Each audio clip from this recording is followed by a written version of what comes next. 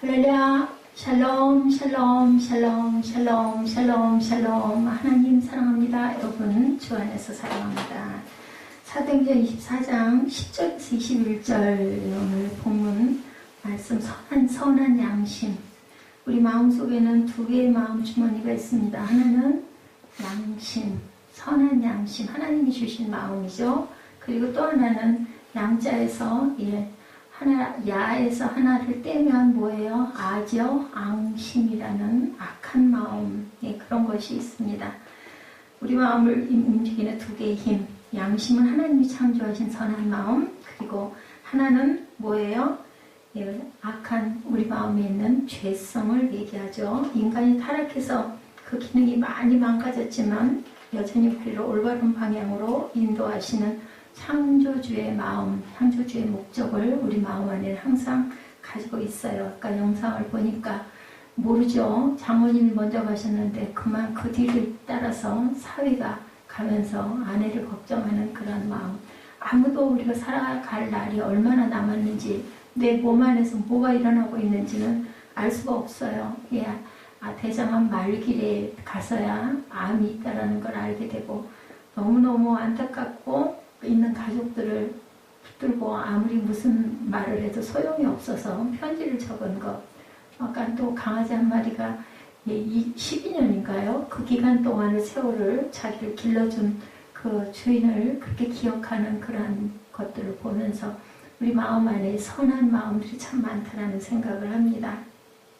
그리고 그것이 어떤 상황이어도 내 형편과 상황 상관없이 그래서 감사할 줄 아는 마음을 가져야 된다. 우리가 새벽 예배에서 함께 나눴죠. 그럼에도 불구하고 우리가 항상 기뻐하고 감사할 수 있어야 된다. 왜냐하면 언제 우리가 마지막 그날을 맞이할지 아무도 모르기 때문에 항상 감사의 마음을 품어야 되겠죠. 인간이 타락해서 그 기능이 많이 망가졌지만 이렇게 하나님께서는 우리 마음 안에 지키고 계신다. 아메리카 인디언 부족이 인간의 양심을 삼각형으로 형상화했다고 합니다. 인간이 나쁜 짓을 하면 마음이 불편하고 고통스러운 이유는 삼각형으로 생겨 있어서 뾰족한 꼭지가 마음을 꼭꼭 찌른다. 그래서 삼각형이다. 그리고 또한 그렇지 않은 마음, 동그란 마음, 어른들의 양심은 원형으로 그렸다고 그래요. 그거는 부드러워져서 둥그러진 게 아니라 찔려도 찔림을 못 느끼기 때문에 둥그런 마음이다 라고 얘기를 했다고 합니다. 이래서는 안 되겠죠. 삼각형의 뾰족한 마음이라도 지니고 있어야 잘못됐을 때 뾰족한 것이 찔러서 내가 깨달을 수 있어야 될 것 같습니다. 바울의 선한 양심은 과연 어떤 양심인지 오늘 본문을 통해서 함께 나눠봅니다. 참된 믿음은 양심으로 뭐를 이겨내요? 아까 말씀드린 재밌는 표현, 앙심을 이겨낼 줄 알아야 바로 참된 믿음이다. 그렇죠? 꼭꼭 찔러서라도 깨달아서 알고 그것을 벗어나려고 하고 노력해야 되겠죠? 어떤 노력이 없이는 우리 인생을 살아갈 수가 없어요. 매일매일 여러분들, 저는 가끔가다 밥 먹는데 너무 귀찮을 때가 있어요. 그 살 자격이 없는 거죠. 그 생각을 하면서 그래도 먹어야지 하고 먹습니다. 혼자 먹는 밥 때로는 정말 말았으면 좋겠고, 이렇게 뭐가 많아요. 복잡해요. 떠서 챙겨서 먹고 나면 치우는 것도 얼마나 많은지 참 안 했으면 좋겠는데 이것도 노력이구나. 그래서 그 얘기를 한다고 그러죠. 한 문자로 식사라는 뜻, 밥식자, 일사자예요. 밥을 먹는 일입니다. 그래서 그 말이 굉장히 삭막한 말이에요. 그래서 식사하세요 소리보다는 우리 함께 진지 잡수세요 하는 말을 하는 게 옳고 좋다라는 얘기를 제가 언젠가 들은 적이 있습니다. 우리 모든 삶이 이런 노력이 수고 없이는 환란을 기쁘고 즐겁게 위한다. 우리 일부 예배 때 예지한테 물어봤어요. 공부하는 게 재밌냐고. 그랬더니 아니라고 그러더라고요. 근데 왜 하니? 그랬더니 원하는 학교에 가려고 해요. 그게 정말 굉장히 힘들죠. 혼란스러워요. 그렇지만 해야 되는 거 목적이 있기 때문에 열심히 하루하루 극복하고 이기고 나아갑니다. 이렇게 우리가 뭐든지 다 노력하지 않으면 이룰 수가 없다. 십자가의 능력은 우리로 하여금 선한 양심이 살아나도록 역사한다. 왜냐하면 십자가의 능력을 믿어야 우리가 아까 우리 묵상글에서 제가 말씀드렸죠. 우리는 죽을 수밖에 없는 이미 죽은 자와 마찬가지인데 예수 그리스도의 보혈의 피로 인하여 우리는 살아있는 사람이 되었기 때문에, 그죠? 우리는 노력해야 된다. 선한 양심을 따라 살아가도록 역사하는 것이 바로 누구예요? 성령님이세요. 성령의 능력으로만 우리가 모든 것을 할 수 있죠. 진정 믿음으로 살아간다면 선한 양심의 소리가 더 크게 자꾸 들려야 됩니다. 아까 우리 대표기도 하기 전에 우리 통성기도 할 때 우리 에스더 집사 기도하다가 요즘에 자주 그걸 제가 많이 느껴요. 그 성령의 감동이 있어가지고 그래서 나도 모르게 막 마음에서 격한 그런 감동이 일어나죠. 그러다 보면은 눈물이 흐르고 그러다 보면 저는 이제 눈이 안 좋으니까 앞이 가려가지고 글자가 한자도 안 보여서 아주 다음 진행하려면 아주 열심히 안경을 벗고 눈을 닦아야 됩니다. 내가 그걸 그렇게 하려고 했던 게 아니죠. 기도하다 보니 나도 모르게 마음에 소망도 생기고 아니면 마음에 어떤 감회도 생기고 때로는 안타까움도 있고 그러다 보니 눈물이 나는 거죠. 예, 우리가 기도를 할 때 조금 길 수 있어요. 지루할 수 있어요. 듣는 자가 지루할까봐 마음이 급해서 빨리 갈 수 있는데 대표기도는 되도록이면 천천히 그죠? 듣는 자들도 그런 부분을 좀 이해하고 이렇게 지루한 마음이 드는 거는 성령의 감동이 오지 않았기 때문이에요. 그렇기 때문에 저도 그런 경향이 있습니다. 기도할 때나 설교할 때 아유 듣는 사람 지루하겠네. 빨리 끝내줘야지. 기도도 지루하겠네. 얼렁얼렁하고 빨랑 끝내줘야 막 말이 빨라지면 은혜가 없어요. 그렇기 때문에 기도할 때는 상대방 상황 생각하지 말고 감동대로 또박또박 천천히 그리고 또 함께 본문을 읽거나 할 때도 되도록이면 서로 맞춰가지고 너무 빨리 가지 말고 천천히 해야 됩니다. 선한 양심을 따라 살아가도록 역사하는 것이 바로 성령의 능력이다. 우리가 진정 믿음으로 살아간다면 선한 양심의 소리가 더 크게 들려야 된다. 그리고 마음의 여유가 있어야 돼요. 제가 어제 그 시험 보면서 느낀 말씀 드렸죠. 누구든지 제가 참 부족한 게 마음의 여유가 없어요. 뭐가 그렇게 늘 바쁜지 몰라요. 집에 가도 바쁘고 교회에서도 바쁘고 혼자 있으면서도 할 일이 왜 이렇게 많고 뒤에 일들은 또 왜 그렇게 계속 이것도 해야 되고 저것도 하다 보면 여유가 없는데 그래서는 안 되겠죠. 기도할 시간에는 기도할 줄 알아야 되고 잠잘 시간에도 잠도 잘 줄 알아야 되는데 그런 부분들이 온전치가 못하다 보니까 하나님이 주신 귀한 성전을 자꾸 해치게 됩니다. 그래서 우리 몸을 보호하지 못할 때가 많은데 이런 부분도 우리가 회개해야 될 부분일 것 같아요. 사도행전 후반부에는 사도 바울이 죄수로서 재판을 받으면서 나타난 양심에 대한 이야기가 오늘 본문에 기록되어 있죠. 신약 전체에 여러분들 양심이라는 단어가 35번 사용되어 있는데 그 중에서 사도 바울이 21번을 사용을 했다고 그래요. 양심이라고. 오늘도 보니까 16절에 양심이라는 얘기가 나와 있죠. 16절에 이것으로 말미암아 나도 하나님과 사람에 대하여 항상 양심의 거리낌 없기를 힘쓴다. 그러면 양심적 길을 힘쓴다라는 얘기예요. 그죠? 그 서신들을 보면 하나님과 사람 앞에 양심 앞에 거리낌이 없다는 표현들을 자주 쓰고 있습니다. 사도행전 24장부터 26장까지 사도 바울은 로마 관료들 앞에서 재판을 3번 받았는데 공교롭게도 예수님도 3번 재판을 받으신 걸로 나타나 있습니다. 그래서 제가 오늘 선한 양심과 앙심의 차이를 여러분들과 함께 은혜를 나누고자 원합니다. 양심을 따라 자신을 변호하는 사도 바울과 거짓과 모함으로 앙심을 품고 그죠? 죽이려는 유대 지도자들의 모습이 대조적으로 오늘 본문에 나타나 있죠. 사도 바울은 사도행전 24장에서는 벨리스 총독 앞에서 25장에는 벨릭스의 후임자인 베스도 총독 앞에서 26장에는 아그리빠 왕 앞에서 자신을 변호하는 그러한 자리가 나타납니다. 공교롭게도 예수님께서도 지도자들 앞에서 재판을 3번 받았는데 빌라도 앞에서 헤롯 왕 앞에서 그리고 또한 다시 빌라도 앞에서 재판을 받으시죠. 예수님은 이 과정에서 결코 앙심을 품지 않으셨다. 누구도 원망하지 않으시죠. 누구도 원한을 갖지 않습니다. 이 마음을 우리가 닮아야 되는데 참 어렵습니다. 끝까지 선한 양심으로 재판을 받죠. 예수님이 앙심을 품으셨다면 부활 이후의 일들이 모두 다 복수의 여정이 됐을 거예요. 왜냐하면 나를 죽이고 나를 괴롭히고 나를 핍박했던 유대인들은 아무도 한 사람도 살려둘 사람이 없었겠죠. 근데 예수님은 그러시지 않으셨죠. 선한 양심을 따라 재판 과정에서도 그렇고 거짓과 모함으로 죽이려는 앙심 앞에서 그들을 용서하여 달라고 하나님께 끝까지 기도하신 예수님의 마음. 사도 바울이 가이사라로 호송되죠. 가이사랴에 도착한 직후에 대제사장 아나니아와 몇몇 장로들과 더둘로라는 변호사가 와서 바울을 고소하는 장면이 나타납니다. 대제사장 아나니아가 무고한 바울을 죽이기 위해서 가이사랴까지 찾아오죠. 고소하는 모습이 정말 유치하고 어리석기 짝이 없고, 그리고 우리가 생각할 때도 부끄럽습니다. 대제사장님은 뭐예요? 그저 하나님의 그 모든 그 행사를 행하고 제사를 드리는 그런 직분에 있는 제사장입니다. 모든 사람들의 중보를 하고 무고한 그런 죄를 사해달라고 기도해야 될 사람이 예수님을 이렇게 그야말로 무고하고 있죠. 무고. 그죠? 선한 양심을 내버리는 사람은 자신의 인격이나 존엄이나 책임을 버리고 뭐를 품어요? 앙심을 품고 악한 일에 몰두하게 된다. 그것은 누구도 나는 그렇지 않을 거야 라고 장담할 사람이 아무도 없습니다. 진정한 믿음은 결코 앙심을 품지 않는다라는 것, 믿음이란 선한 양심을 가지는 것이라는 것을 우리가 꼭 알아야 되겠다.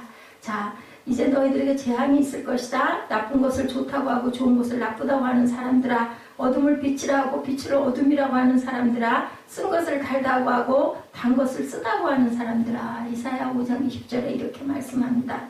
바울이 가이사랴로 호송된 직후에 그들은 고소팀을 꾸리기 시작을 해서 고소할 팀을 만드는 거죠. 혼자는 안 되니까 거짓 증인들을 만들고 고소를 담당할 변호사를 고용합니다. 더둘로라는 변호사는 아마 로마법과 언어에 능통해서 가이사랴에 있는 벨릭스 총독 앞에서 유리한 역할을 할 수 있다고 생각해서 고용이 되었을 겁니다. 바울이 불려나오자 더둘로가 그 사건을 벨릭스 앞에 고소하죠. 우리는 각하의 다스림 아래서 오랫동안 태평성대를 누리고 있습니다. 각하의 성전지명은 이 나라에 개혁을 가져다 주었습니다. 예, 이렇게 2절에서 4절에 이런 말씀을 하고 있습니다. 예, 4절에 당신을 더 괴롭게 아니하려 우리가 대강 여짜온다니 관용하여 들으시기를 원합니다. 아주 아부를 감언이설을 이렇게 열심히 하죠. 24장 1절에서 4절입니다.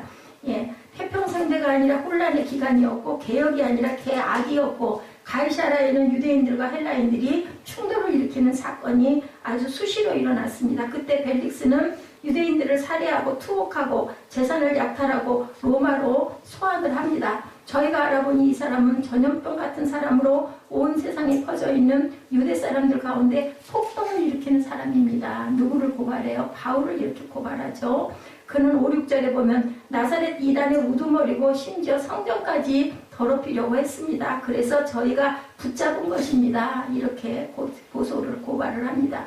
그들을 사도 바울에게 3가지 죄목을 씌웁니다. 첫째는 바울이 폭동을 일으킨 사람이다. 왜 이 죄목을 가장 먼저 앞세웠냐? 당시 로마가 가장 예민하게 생각하는 것은 소요와 폭동이었기 때문이다. 로마는 많은 지역을 통치하다 보니 소요를 일으킨 사람을 크게 징벌을 합니다. 그래야 조용해질 테니까 일벌백계죠. 막 그저 어떤 일이 일어나면 그 우두머리를 잡아가지고 당장에 처치를 하고 나면 나머지가 좀 조용해지죠. 겁이 나는 거죠. 죽을까봐. 그들은 로마가 이런 죄는 엄벌한 것을 알고 있었기 때문에 폭동을 일으켰다라고 거짓 죄목을 씌워서 고소를 합니다. 두 번째는 나사렛 이단의 우두머리다. 이것 또한 로마가 금지하고 중요시하는 문제를 위반한 것이죠. 로마가 지배하기 이전에 있었던 종교인들을 인정하고 존중해 주었습니다. 그런데 새롭게 일어나는 신흥 종교는 인정하지 않겠다라고 하죠. 그래서 나사렛 이단의 우두머리라고 말하죠. 이것은 신흥 종교이기 때문에. 그래서 로마가 용납하지 못하도록 꾸민 겁니다. 세 번째는 성전을 더럽히려고 했다. 이 부분에도 아주 정교하게 화술을 부리죠. 더럽혔다라고 하지 않고 더럽히려고 해서 우리가 이 사람을 잡아왔습니다. 이렇게 얘기합니다. 당시 로마가 예루살렘 성전을 더럽히는 죄에 대해서 굉장히 예민한지를 알고 계산된 그러한 그 고소였습니다. 사도 바울이 명쾌하게 여기서 대답하죠. 사도 바울이 이 3가지의 고소에 대해서 해명합니다. 첫 번째, 폭동을 일으킨 것은 전염병과 같은 사람이라는 고소. 12일밖에 나는 되지 않았다. 그리고 7일 동안은 정결의식을 해놨기 때문에 나는 어디도 두문불출하고 예배의식에만 참여했다. 그렇기 때문에 내가 폭동을 일으킬 여유가 없었다. 언제 폭동을 일으킬 준비를 하고 소요를 일으켰겠느냐 명확하게 답변합니다. 두 번째, 나사렛 이단의 우두머리라는 고소에 대해서는 자신은 유대인들과 동일한 소망을 가진 사람이라면서 다른 믿음을 나는 가진 적이 없다라고 얘기합니다. 차이점이 있다면 구약의 하나님을 바라며 유대인들이 소망하였던 그 소망이 이루어졌다는 것을 증거하였을 뿐이다. 그 소망은 누구로 인하여? 예수 그리스도로 인하여서 이루어진다라고 나는 증거했다.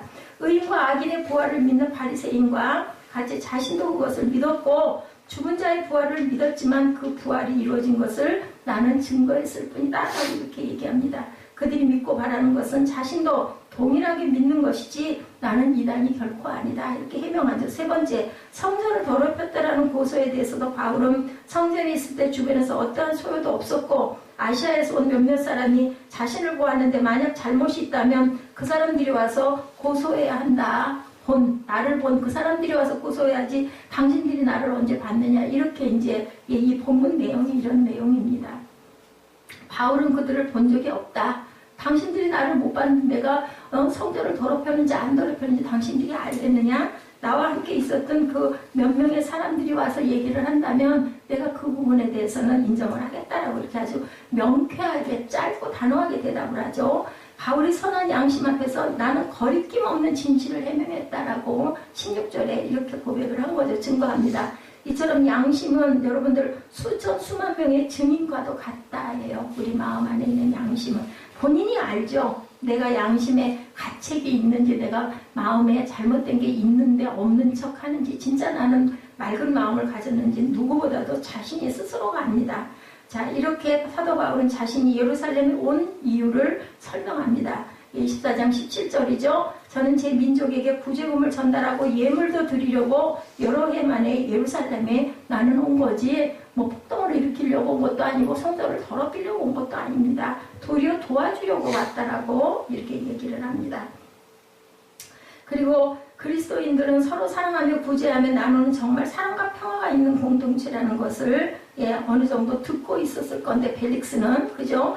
예루살렘의 사도들의 증거를 통해서 예수님의 부활을 들었고 그리스도인들의 삶을 관찰하고도 있었을 것이라는 거죠. 오늘 본문 22절부터 후반 27절까지 벨릭스의 태도를 설명하고 있죠. 그는 예루살렘에서 이 사건을 목격한 천부장이 오면 재판을 하겠다라고 이렇게 얘기를 합니다. 26, 7절에 그러죠. 이태가 지난 후 어떻게 돼요?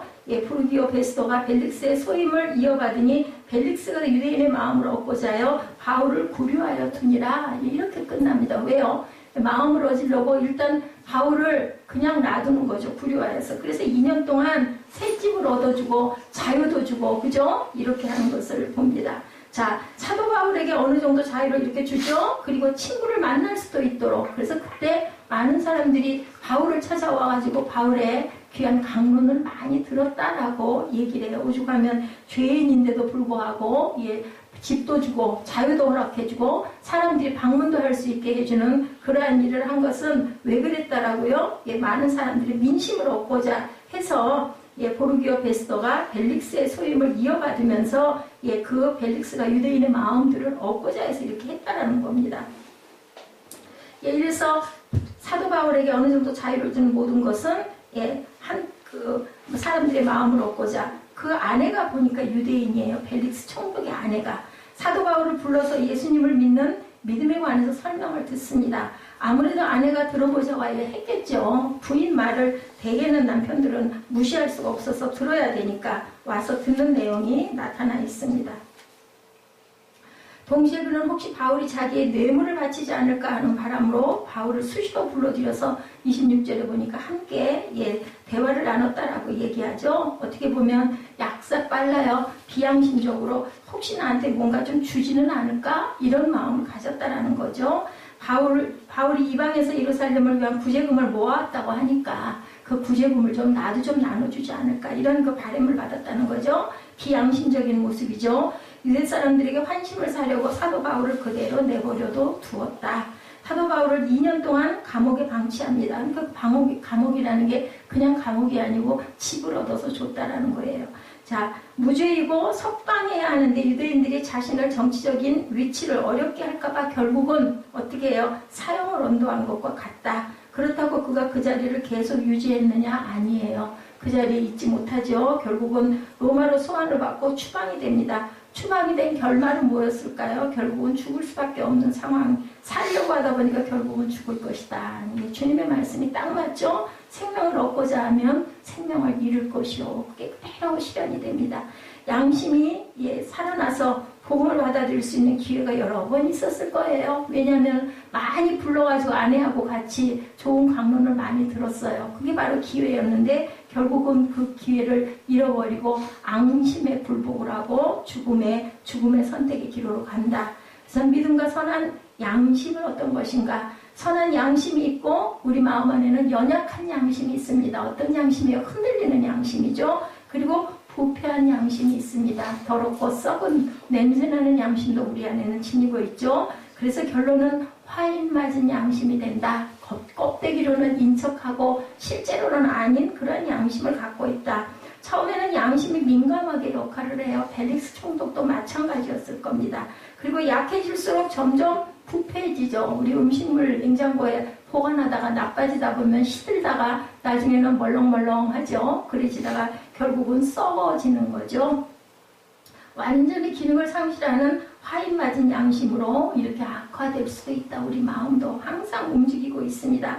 벨릭스도 처음에는 양심이 있다가 조금씩 사라지더니 나중에는 뇌물을 원하죠. 그리고는 결국은 화인 맞은 양심이 될 수밖에 없다. 안 주니까 결국은 죽이는 사형을 언도하는 그러한 결과로 타락한 양심으로 갑니다.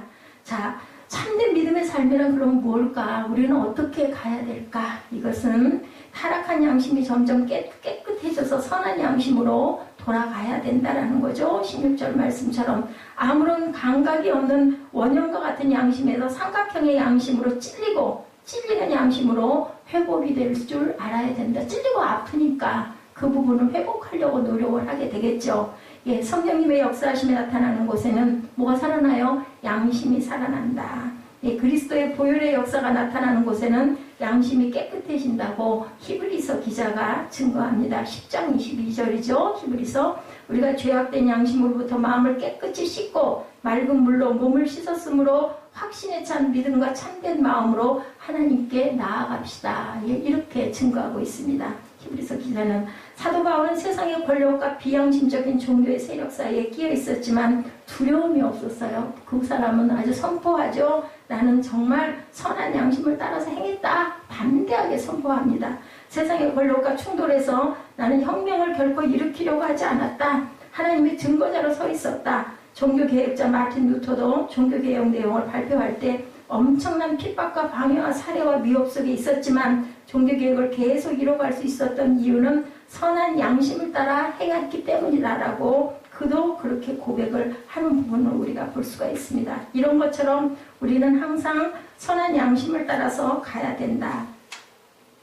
또한 모세의 율법과 선지자들의 선지서에 기록된 모든 하나님 말씀을 온전히 다 믿으면서 살아왔다 나는. 그리고 동족인 유대인들이 기다리는 하나님께 향한 소망을 분명히 천명했다. 이 소망의 바탕은 바로 부활신앙이다라고 얘기합니다. 이 바울의 생애는 사도행전 9장에 있는 내용대로 다메섹의 변화 체험을 중심으로 그 이전과 이후로 나누는 것을 우리가 봅니다. 다메섹에 예수 믿는 사람들을 박해하려고 가던 사도 바울이 강한 빛 앞에서 그만 눈이 멀어 보이죠? 안 보이죠? 그리고 예수님의 음성을 듣습니다. 사울아 사울아 내가 어찌하여 나를 박해하느냐. 예수님의 음성과 부르심을 체험한 이후로 완전히 변화가 돼서 새 사람이 새로운 인생을 걸어가게 되죠. 이전에는 예수 그리스도가 하나님의 아들이신 메시아인 것을 부정하죠. 그리고 믿지 못하던 사울이 예수가 누구신지에 대한 믿음이 생기고 나서부터는 완전히 다른 사람이 돼서 새로운 사람이 되죠. 예수님 베들레헴에서 동정녀 마리아에게서 나시고 나사렛에서 자라시고 세례 요한에게 세례를 받으시고 40일간 광야에서 금식하신 후에 회개하라 천국이 가까웠느니라는 회개의 그 복음을 선포하시며 각양 비유로 하나님의 나라를 교훈하고 전파하셨다. 이렇게 믿게 되죠. 예수님은 33세 되시던 해에 6월절에 붙잡혀서 예루살렘 성문 밖에 골고다 언덕에 있는 십자가의 못 밖에 돌아가셨다. 그리고 중요한 것 사흘 만에 부활하셨다. 유럽인들은 크리스마스보다 성탄절보다 부활절을 굉장히 크게 축제로 벌인다고 그래요. 부활의 영광처럼 큰 게 없죠. 예수님이 나셨지만 부활의 영광이 없었다면 우리도 살 수가 없기 때문이기도 합니다.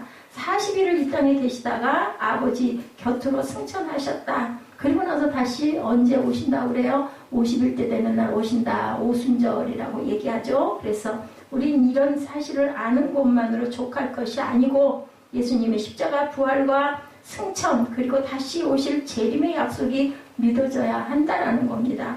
영의 세계는 뭘로만 영으로만 깨닫고 알고 믿을 수 있는 거다. 예수께서 말씀하시는 뭐라고 말씀하세요? 귀 있는 자는 들을지어다. 저도 지금 여러분들에게 말씀을 드리면서 제가 들어요. 예, 저는 늘 느끼는 은혜가 뭐냐면 우리 성도들 많지 않으시잖아요.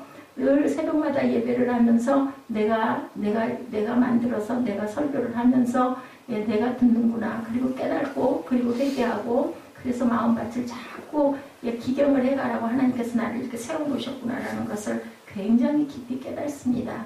그래서 스스로도 듣고 들은 것을 우리가 조금씩이라도 아주 바늘기만큼이라도 실올이라고 얘기하죠. 우리 그 5천의 올 그만큼씩이라도 조금씩 깨달아 알았다. 아들을 통해서 굉장히 많은 걸 깨닫습니다. 아주 정말로 미운 짓을 많이 하거든요. 정말 쳐다보고 싶지도 않을 때가 얼마나 많은 순간 하루에도 뭐 수백 번씩 사무엘하고 함께 있으면 마음의 평강이 깨진다고 제가 늘 얘기를 합니다. 근데 보내놓고 생각을 하면 안에서 성령이 말씀을 하세요. 그 아들을 너한테 준 이유를 네가 꼭 기억을 하고 알아라. 깨달아라라는 말씀을 하죠. 못된 성품 고치고 그리고 인내도 배우고 그리고 또 사랑할 수 없는 그 모습들도 그것도 사랑할 줄 아는 예수님의 마음을 닮아가야 되겠다. 그러고 나면 그냥 또 잘못했구나. 또 내가 덫에 걸렸구나. 또 내가 악한 악심에 빠져가지고 막 아이를 미워하고 그 소리 지르고 그죠? 저주까지 하고 예, 그런 그 이 죄를 어떻게 할 것인가 하는 마음에 아주 불편한 마음을 갖습니다. 없을 때는 오히려 그렇게 안 됐고 그냥 사랑의 마음이 솟아나는데 전화하다가 얘기하다 보면 또 막 올라가죠. 이 반복을 합니다. 하나님께서 깨닫고 알으라고 마지막 회개하고 네 소명이 바로 그거다라고 주신 거라고 저는 생각을 합니다. 듣는다는 말은 깨달아 알고 믿고 순종하고 전파한다는 뜻을 갖고 있어요. 여러분들 그냥 듣고만 말아가지고는 아무 소용이 없습니다. 듣잖아요. 우리 맨날 사도 바울도요. 그거 눈 그렇게 해서 깜깜하게 감기고 나서 나중에 어떻게 해요? 광야에서 3년 동안 성경을 엄청나게 공부했을 거예요. 기도 생활도 했을 것이고 그리고 깨달아 알게 되죠. 그리고 나와서 전파합니다. 그래서 교회라는 것은 우리가 모여서 예배를 드리고 나면 세상 가운데로 나가는 거예요. 각자의 자리에서 뭐 꼭 선교를 하러 선교사로 나가는 게 아니라 직장으로 학교로 가정으로 그죠? 또 목회자들은 목회의 자리에서 열심히 전파하고 선포할 줄 알고 지키고 행하고 나아갈 줄 알아야 된다는 거죠.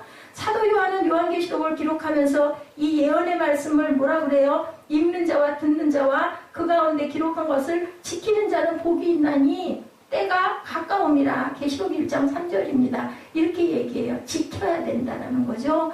다 못 지킵니다. 마음 먹었다가도 또 허물어지고 우리 마음 안에 그 악심, 앙심이 있어가지고 흔들리죠. 흔들리는 게 나중에는 흔들리다가 그냥 잔잔해지기도 합니다. 그냥 그걸 그대로 밀고 가기도 해요. 근데 순간순간 그 찌르는 모서리가 여러분들 있어야 된다는 거. 둥그러지면 안 되죠. 그래가지고 그냥 그 정도야 뭐 남도 다 하는데 그럼 크리스찬이 아니죠. 우리가 다 못 지킬 망정 그래도 찔림은 좀 있어야 되죠. 그래서 사도 요한이 이 얘기를 합니다. 유대인은 부활과 천사와 영을 믿는 바리새인들과 부활도 천사도 영도 믿지 않는 사두개인으로 두 가지는 아닙니다. 부활 그런 거 없어. 우리는 그냥 살아있을 때 멋지게 신나게 잘 누리면서 잘 먹고 마시면서 잘 행복하게 살아야 돼. 이게 바로 사두개인들이다. 그리고 그래도 부활도 있어 천사의 영도 있어. 바리새인들은 이렇게는 생각을 했다는 거죠.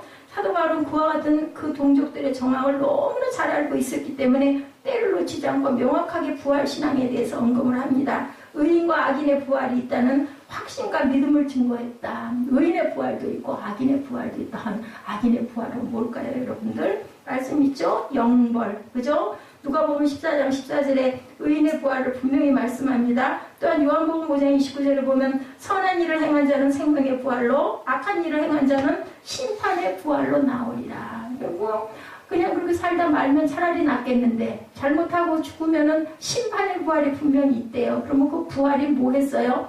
영벌 속에서 영원히 결국은 끝나지 않는 그러한 벌 속에 있다는 거 얼마나 무섭습니까? 생명의 부활이란 영생의 부활이죠. 죽은 자에게 부활이 있느냐 혹은 없느냐의 문제는 종교적인 문제인데 유대인들이 동족들이 고소하고 고발하고 사도 바울을 로마의 총독인 펠릭스 앞에 그저 피고의 신분으로 세운 것은 정말로 터무니가 없는 일이다. 부활신앙은 예수 그리스도를 믿는 모든 성도들의 신앙 고백의 바탕이 되어야 하는데 우리 가운데 아직 부활신앙이 없는 자가 있다면 스스로 기도해야 되겠죠. 저는 누가 200억을 누가 그 성도들의 그 헌금을 갈취해가지고 개인적인 그 욕심만 다 채웠대요. 조금도 그 약속한 것은 행하지 않고 제가 그냥 다른 얘기 인지 아닌지 정확하게는 모르지만 그런데 그게 유명한 연예인이었고 목사였다. 연예인이 아버지였고 그 얘기를 듣고 그랬어요. 부활신앙이 없네요. 어떻게 목사가 돼가지고 물론 좀 비껴갈 수는 있지만 다 아닐 수는 있겠지만 어떻게 200억이란 돈 200만 원도 아니고 그저 2억도 아니고 200억을 그걸 갈취를 해가지고 그렇게 자기의 사리사욕만 어떻게 채우냐고 부활신앙을 가지고 있다면 우리가 죽어서 끝나는 것 같으면 이렇게 애를 쓸 일이 있겠어요. 예수 그리스도의 부활을 믿는 믿음을 우리 갖게 도와달라고 성령께 강구해야 되겠죠. 신앙을 고백하는 사도신경에 보면 장사된 지 사흘 만에 죽은 데 가운데서 다시 살아나셨으며 하는 신앙 고백이 있습니다. 분명하게 예수 그리스도의 부활을 믿는다는 고백이라는 것을 저와 여러분들은 아실 겁니다. 그러므로 우리는 부활절에만 예수의 부활을 말하지 말고 항상 예수 그리스도의 부활 신앙을 전파할 수 있어야 된다. 그게 아주 중요합니다. 교회 가요. 부활이 없고 구원이 없다면 교회는 있을 필요가 사실은 없어요. 그죠? 그런데 분명한 건 예수님이 부활하셨고 그것을 믿는 저와 여러분은 부활 신앙을 갖고 있다는 거죠. 마가복음 16장 6절에 보면 부활하신 예수님의 빈 무덤에서 한 천사가 말하죠. 너희가 십자가에 못 박히신 나사렛 예수를 찾는구나. 그는 살아나셨고 여기 계시지 아니하니라. 이렇게 선언한 부분이 있습니다. 예수님은 아리마대 사람 요셉의 무덤에 장사된 지 사흘 만에 살아나셨다라는 거죠. 이게요. 그냥 사람들의 전설에 의해서 성경이 쓰여진 게 아닌 거 여러분들 아시죠? 공의회를 수없이 걸쳐서 회의를 합니다. 그래서 이 사람은 신석이다. 절대로 사람의 아들이 아니다. 이 사람은 하나님의 아들이라는 결론이 내려진 부분이 바로 예수 그리스도의 신성이라는 것을 여러분들이 알고 믿으셔야 됩니다. 신앙을 하는 사람들은 신앙을 하면서 이런 부분들의 것들을 아는데 그냥 교회 나와가지고 누가 예수 믿는다니까 나도 그냥 하늘나라에 천국이 있을 것 같으니 나도 가야지 하는 사람들은 설마 그렇겠어? 그렇게 얘기합니다. 그냥 믿는 사람들이니까 그냥 성경이 그러니까 아니요. 성경은 정말 공증이 됐다. 그죠? 공증이 됐다라고 나타나 있습니다. 예수님은 영원하신 하나님의 아들이시며 하나님 그분 안에 계신 하나님 자체이시다. 어떤 분들이 그러더라고요. 나보다 훌륭한 사람들이 그렇게 많은 사람들이 예수라는 사람을 믿으니 이렇게 맞겠지. 그러니까 나도 그냥 믿을 거야. 머리 아픈 생각 별로 하고 싶지 않아. 이렇게 얘기를 한다는데 우리가 알 건 좀 알아야 되고 여러분들 성경도 어느 정도의 맥과 흐름을 알아야 은혜를 받으실 수 있어요. 그래서 굉장히 중요합니다. 그래서 흐름을 좀 일단은 아시고 그래서 확실한 믿음을 갖고 믿을 때 덮어놓고 믿지 말고 여러분들 열어놓고 믿으시기 바랍니다. 예수님은 영원하신 하나님의 아들이시며 하나님 그분 안에 계신 하나님 자체이시다. 그러므로 예수님은 죽음을 영원히 이기고 영생하시는 주님이시고 어둠을 절대로 빛을 이길 수가 없죠. 사망은 절대로 생명을 이길 수 없는 것, 그것이 바로 부활이라는 것을 믿으시고 여러분들 마음밭이 빛이어야 돼요. 어둠이고 흑암이고 혼돈이어서는 절대로 부활의 생명이 여러분 안에 들어갈 수가 없어요. 그 부활의 생명이 내 안에 들어와서 내 안에 있는 어두움을 다 물쳐내야 우리 안이 밝혀지죠. 꽃이 피고 벌과 나비가 날아다니는 봄이면 자연의 신비를 해마다 체험하면서 계절이 바뀔 때마다 겨울에 어때요? 봄이 올 것 같지 않습니다. 너무 추우니까. 근데 어떻습니까? 오늘 우리 꿈동이들 시에도 나타나 있죠? 준비하고 있었던 거예요. 살아나고 있었던 거예요. 시에 보니까 제가 아주 그 시를 읽으면서 우리 꿈동이들은 그냥 읽었는지 모르겠지만 저는 엄청 감동을 하면서 읽었어요. 그죠? 아직 잔설이 녹지 않은 내 마음의 바위 틈에 흐르는 물소리를 들으며 일어서는 봄과 함께 내가 일어서는 봄 아침 내가 사는 세상과 내가 보는 사람들이 모두 새롭고 소중하여 그 마음에 꽃망울이 터지는 봄 봄은 겨울에도 숨어서 나를 키우고 있었구나. 여러분들을 키우고 있어요. 봄이, 계절이 여러분들에게 이제 소망의 봄이 와, 이제 꽃이 피어 너희들 눈 뜨고 볼 준비해야 하고 우리를 부르고 우리를 깨우고 있었다라는 겁니다.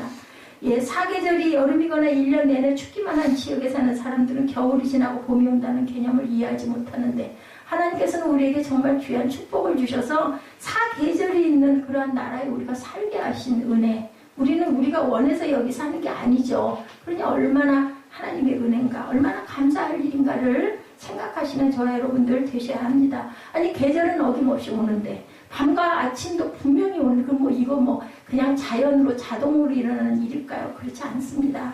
자, 우리는 이렇게 체험함으로 알아야 되고, 부활이란 그런 것이라는 것을 알아야 되고, 이 같은 자연의 신비나 부활의 신비는 말로 설명될 수 있는 차원이 아니라는 것도 알아야 되고, 내가 원한다고 오고 계절이 내가 원하지 않는다고 오지 않는 것도 알아야 되고, 밤과 낮도 마찬가지죠.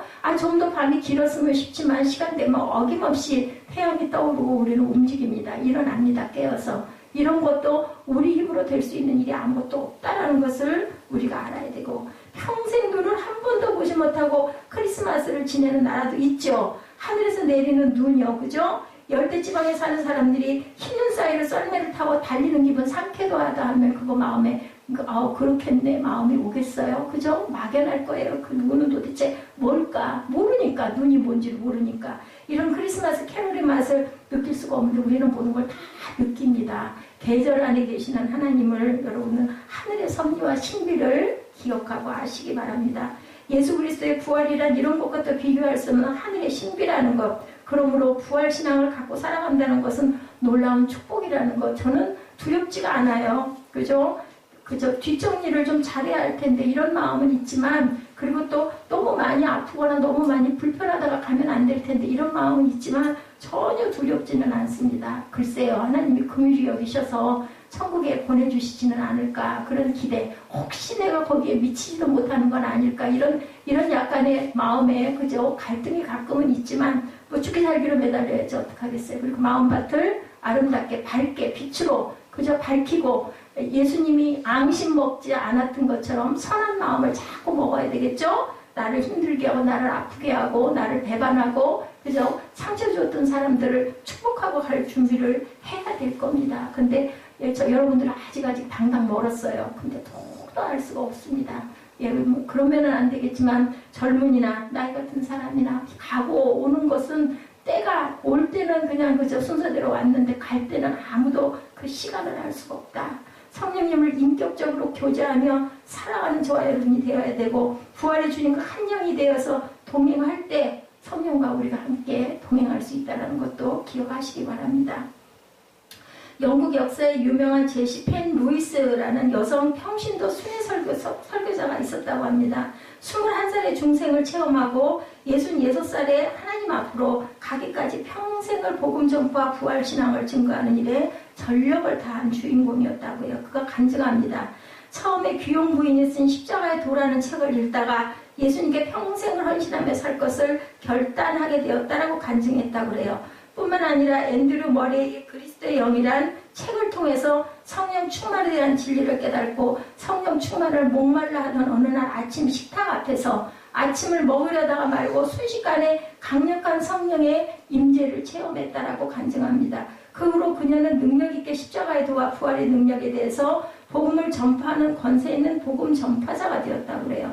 그녀는 영국을 대표하는 캐직 사경에서 성경을 가르칠 정도로 성경의 그 능력을 받아서 아주 능통하게 되었고, 영국 교회 역사의 길이 빛나는 1904년 신앙 공부하신 분들은 알 거예요. 웨일즈 대각성 부흥운동과 성령운동에 불을 붙인 장본인이기도 했다고 합니다. 평생을 영국과 유럽 여러 나라들과 중국에까지 복음을 전하는 일에 평생을 바쳤어요. 그녀는 그의 책 십자가의 도라는 책에서 십자가와 부활에 대해서 명확하게 복음을 제시하고 설명합니다. 그녀는 책에서 로마서 6장을 설명하는데 그 내용은 예수 그리스도 안에서 함께 죽고 함께 사는 것이 무엇인가라는 것을 소개하는 내용으로 꽉 차 있다고 해요.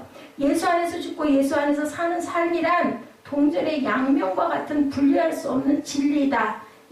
예, 그 박사의 그 마비 박사라는 분의 그 글을 인용했는데 우리가 모태에서 양수 가운데 탯줄을 통해서 온갖 영양의 섭취와 배설 행위까지를 일체 다 해결하며 지내다가 세상에 탄생하고 보면 전혀 새로운 세상이 7, 80년 동안 주어지는 것처럼 죽음과 부활을 따로따로 끊어서 설명할 수 없는 것이다 라고 이렇게 증거했다고 합니다. 예수님의 십자가 죽음이 역사적인 사실이듯이 예수 그리스도의 부활도 역사적인 사실로 생생하고 믿어지고 그리고 받아들여지는 그런 믿음이 저와 여러분의 믿음이 되시기를 주님의 이름으로 축복합니다. 그래야 개인과 가정과 교회와 나라와 민족 앞에 진정한 희망이 되겠죠. 얼마 안 있으면 우리들도 새로운 지도자 대통령을 뽑는 대선이 있어요. 항상 대통령 뽑을 때 그때마다 우리 마음에 소망을 품습니다. 그런데 또 실망도 하기도 하고 그리고 또한 우리가 갈등을 하기도 하죠. 우리 안에 소망의 마음, 하나님을 사랑하고 그리고 우리가 언제 어느 순간 어떻게 갈지 계절이 나와 상관없이 바뀌듯이 알 수 없는 그때를 준비하시는 부활 신앙의 저와 여러분 되시기를 주님의 이름으로 축복합니다. 우리 결단하시고 기도하는 시간 갖도록 합니다.